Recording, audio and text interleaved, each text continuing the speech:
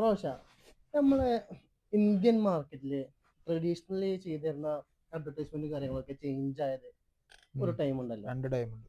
നമ്മൾ രണ്ട് ടൈം അത് അതിനെ വെച്ച് ഫസ്റ്റ് എങ്ങനെ കാണുന്നു? ഫസ്റ്റ് ചേഞ്ച് ആയത് ഒന്ന് നമ്മൾ അംബാനി ജിയോ ആ കൊടുന്നപ്പോ അല്ലേ, എല്ലാവർക്കും ഫ്രീ ആയിട്ട് അൺലിമിറ്റഡ് ഡാറ്റ കൊടുത്തുകൊണ്ട് മൊത്തത്തിൽ നമ്മളെല്ലാവരും ഓൺലൈനിലേക്ക് ആക്കി മാറ്റി. നമ്മളെ ബിഹേവിയർ ആകെ മാറി. യെസ്, നമ്മളതിന് ഭയങ്കര യൂസ്ഡ് ആയി. അതിനുശേഷം പിന്നെ നമുക്ക് തിരിച്ചു പോകാൻ വയ്ക്കൂല. പറ്റതായി.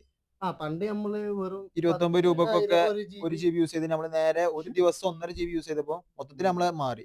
രണ്ടാമത് വന്ന മാറ്റം എപ്പോഴാന്ന് വെച്ചാല് നമ്മളെ കൊറോണയ്ക്ക് ശേഷം മാർക്കറ്റ് മൊത്തത്തിൽ ഓൺലൈനിലേക്ക് മാറി. അത് ഫ്ലിപ്കാർട്ട്, ആമസോൺ ഒക്കെ ഭയങ്കര യൂസ് ചെയ്ത് ചേഞ്ച് നമ്മൾ ഇന്ത്യൻ മാർക്കറ്റിൽ, അതേപോലെ നമ്മുടെ കേരളത്തിൽ തന്നെ ഭയങ്കര മൊത്തത്തിലൊരു change, മാറ്റം വന്നു.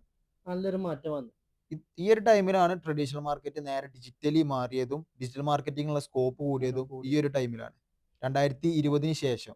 അത് നല്ലൊരു, നമുക്ക് പറയാൻ പറ്റാത്തൊരു ചേഞ്ച് വന്നത്. യെസ്, നമ്മൾ 100% പറയുന്ന പോലെ തന്നെ 150% ഒരു ചാൻസ്. ഡിജിറ്റലി ചേഞ്ച്ഡ് ആയി. നല്ല ബ്രാൻഡ്സിന് വേറെ വഴിയില്ല. അവർക്ക് പിന്നെ ഡിജിറ്റൽ ആയാല് വേറെ വഴിയുള്ളൂ. മറ്റൊരു സ്റ്റോക്ക് ഇങ്ങനെ ഇടിഞ്ഞു പോവാണ്. അതെ.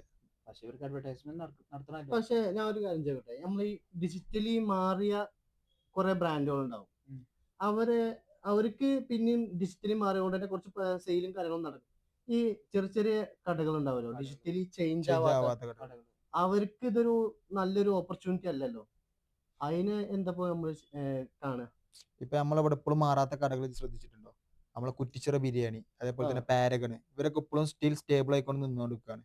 ഓല് ഓൺലൈനായിട്ട് ഒരു പ്രൊമോഷനോ കാര്യങ്ങളോ ആഡൊന്നും മൊത്തത്തിൽ റൺ ചെയ്യണില്ല. പാരഗൺ അതിന്റെ ആവശ്യമില്ല. ഇല്ല. അവരതുകൊണ്ട് ചെയ്യാം. അതാണ് ട്രഡീഷണൽ മാർക്കറ്റിംഗിന്റെ പവറും നമുക്ക് അവിടെ കാണുന്നുണ്ട്. അല്ല, അവർക്ക് മാർക്കറ്റിംഗ് ചെയ്യേണ്ട ആവശ്യമില്ല. അത്രയും റെക്കഗ്നീഷൻ അവർക്ക് ഉണ്ട്. യെസ്, അതുകൊണ്ടാണ് ഇപ്പൊ പാരഗൺ ഇപ്പോഴും മാർക്കറ്റിൽ പിടിച്ചിരിക്കുന്നത്. മാർക്കറ്റിംഗ് അവരെ മാർക്കറ്റിംഗ് തന്നെ അവർ പുറത്ത് കാണിക്കുന്നില്ല. അതിന്റെ ആവശ്യമില്ല. നമുക്ക് ഇപ്പൊ ആവശ്യം ഉണ്ടായതുകൊണ്ടാണ് മാർക്കറ്റിംഗ് ചെയ്യണത്.